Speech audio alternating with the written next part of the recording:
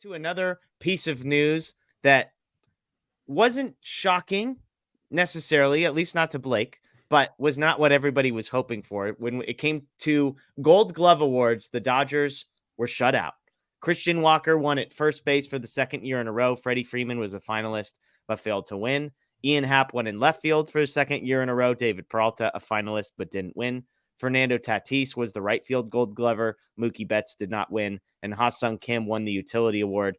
Mookie Betts, again, a finalist, but did not win. Blake, Betts versus Ha-Sung Kim for the utility award. That was the one we went back and forth on. You said Mookie wasn't going to win. I thought he was. He won the Fielding Bible Award, which, if you ask me, Blake, is the way more legit one of these awards because they recognize that Mookie Betts deserved to be the winner. But you predicted the Dodgers getting shut out, and here you are, correct. I mean, I'm always correct, aren't I? But if we're being serious here, I think the voters got it right with Christian Walker at first base, Tatis in right field, and Kim in the utility spot. I think they got it wrong in left field. I think it should have went to Lourdes Gurriel Jr. with the Diamondbacks, but he wasn't even in the top three. So then I kind of debated on Rosario or David Peralta there. To put it bluntly, I thought all the left field options were bad options. None of them were very good defensively, but Ian Happ was the worst of them, and he was probably one of the worst defenders in baseball. He just had a good arm, but he didn't have any range or anything. So sure, he had, I think it was 12 outfield assists, but other than that, he was not a good defender. I think he was 7th percentile and outs above average. So that one was just bad. Peralta was kind of good by the eye test. The StatCast metrics didn't love him, and Eddie Rosario was kind of the same way. So yeah, I think they overall got it right, except for left field. Yeah, Ian Happ was 6th percentile in range or outs above average at -7, 89th percentile for arm value, 53rd percentile for arm strength. So yeah, look, we talked about this before. Defensive metrics, like just the shrug emoji, basically trying to like quantify with a number defense. And I'm going to hand it over to the guy who probably thinks even the offensive metrics are doing the exact same thing. So, Matt, what are your thoughts on Ian Happ's outs above average, his defensive run save, and his arm strength value? Yeah, I think for me, defense is where the eye test really has its value more This so is than where we all agree. This we agree on, Matt.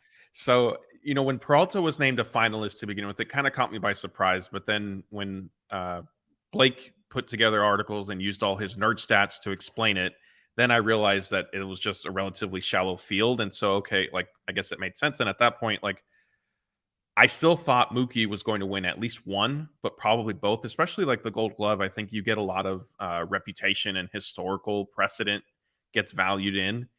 And, we didn't really touch on him too much, but Freddie Freeman, he didn't grade out, if I'm remembering correctly, the metrics, I think, hated him this season.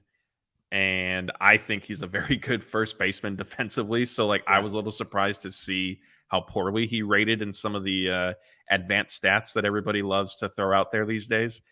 Christian Walker, at least, I think, also is a very good first baseman. So that one makes sense. But for Mookie to not win either of the two, I think, not wrong, but that was most surprising out of however, the Gold Glove stuff all ended up shaking out. Yeah, look, the beauty of analytics is they try to quantify something. They try to put everything into a machine and spit out a number that puts everybody on a playing field and makes it easy to compare.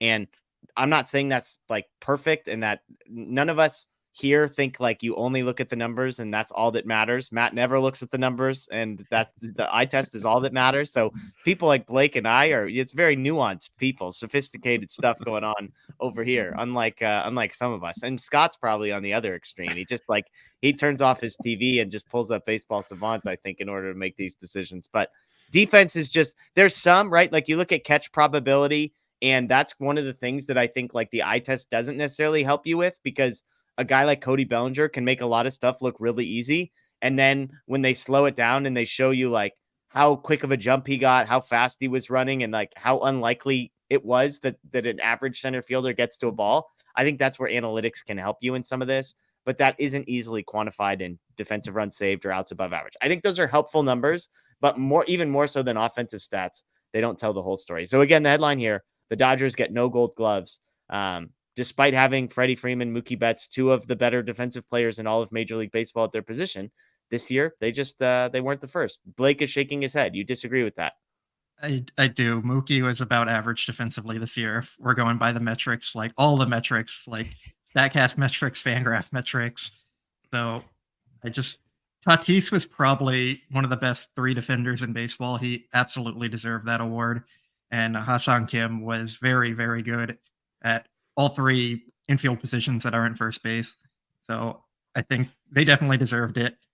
So yeah, I mean, I'm not saying they didn't deserve it. I'm just saying the Dodgers have 2 very, very good defenders. You can disagree with that, which is fine. But they didn't win, and they didn't deserve to win this year, which is the thing. So there you go.